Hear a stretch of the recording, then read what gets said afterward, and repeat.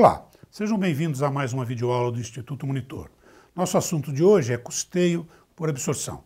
Os tópicos a serem abordados nesta aula: critérios básicos do custeio por absorção, sistema básico de custeio por absorção, departamento e centro de custo.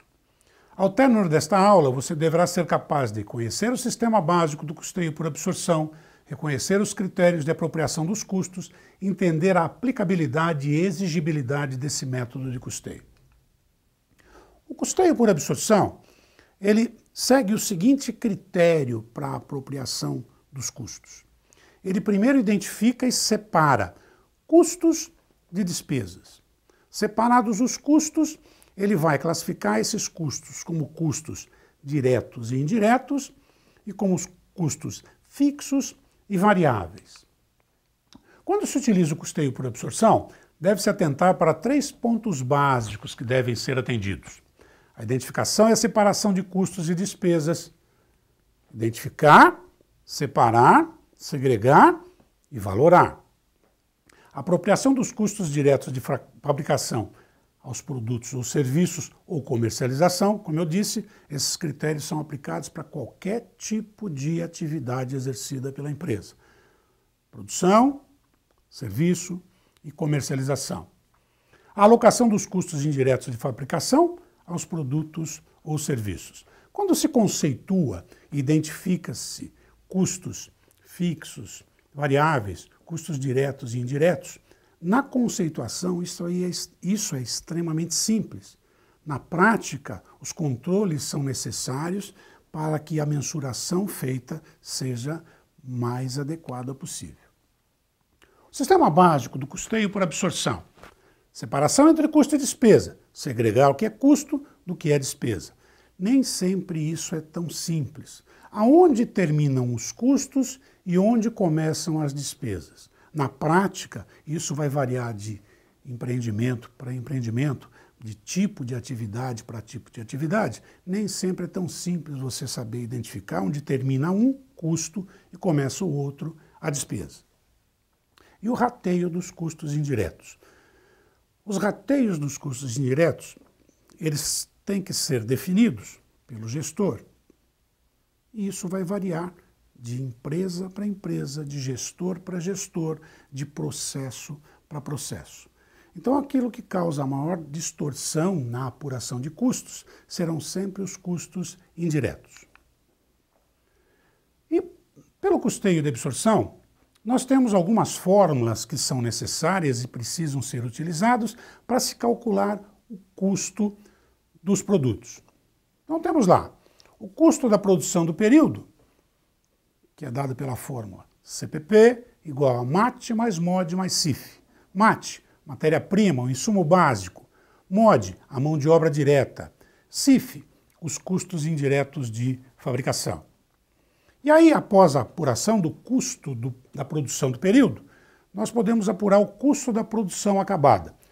O processamento dos insumos para se transformar esses insumos em produto, nem sempre eles terminam ao final de uma jornada de trabalho na mesma condição.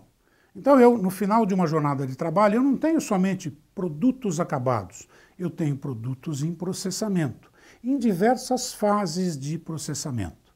E aí, essas fórmulas elas servem para nos dar um parâmetro dos montantes ou das valorações do meu estoque que está sendo processado e o nível de processamento deles.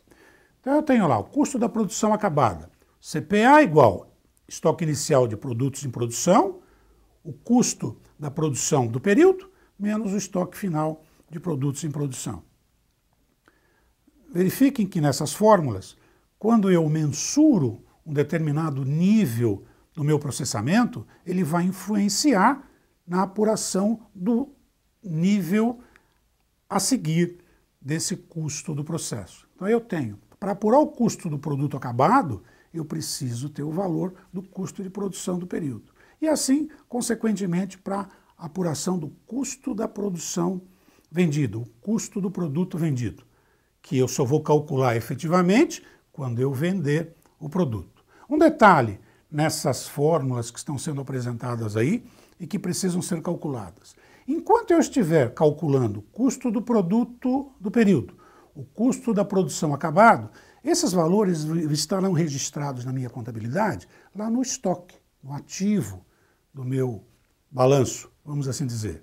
E eu só vou, efetivamente, transferir esses valores que estão no estoque, produtos em processamento, produtos acabados, quando efetivamente eu efetuar a venda desses produtos. E aí, nesse momento, eu vou confrontar a receita gerada no processo de produção e de venda, a receita, e eu vou confrontar essa receita com o custo do processo. E esse custo eu vou apurar com essa fórmula aí, que é a CPV, o custo do produto vendido, que é composto pelo estoque inicial de produtos acabados, mais o custo da produção acabada, menos o estoque final de produtos acabados. Quando nós falamos em método de custeio, independente de qual seja ele, nós precisamos aprender, e esse diagrama demonstra isso, nós precisamos aprender a fazer algumas identificações. Nós começamos pela análise da estrutura do negócio. Vamos tentar definir as entidades de acumulação de custo, quais são os recursos, quais são os agentes envolvidos nesse processo. Aí nós vamos definir os critérios de classificação desses custos. O custeio por absorção é um desses critérios, né? Ou o método. Definido o critério de classificação, nós vamos passar para a identificação do método de custeio. Esse método de custeio por absorção é um deles. Aí, definido o método de custeio, vamos tentar identificar quais são as formas de custeamento, qual é a estrutura do meu ambiente, qual é a estrutura do meu processo para que isso seja possível. Quais serão as necessidades de recursos humanos, recursos tecnológicos e recursos estruturais para a mensuração e apropriação desses custos. E, efetivamente, os critérios de avaliação. Qual é o resultado que isso vai me permitir? Qual é a perspectiva de receita que vai ser gerada, que será confrontada com os custos apurados e que vai dar o resultado, efetivamente, dentro de um processo de gestão em que todas esses agentes ou essas identificações estão relacionadas, o resultado vai efetivamente ser favorável. Chegamos ao final de mais uma videoaula do Instituto Monitor sobre custeio por absorção. Eu espero que todos tenham gostado. E lembre-se, frequentem nossas redes sociais e até a próxima.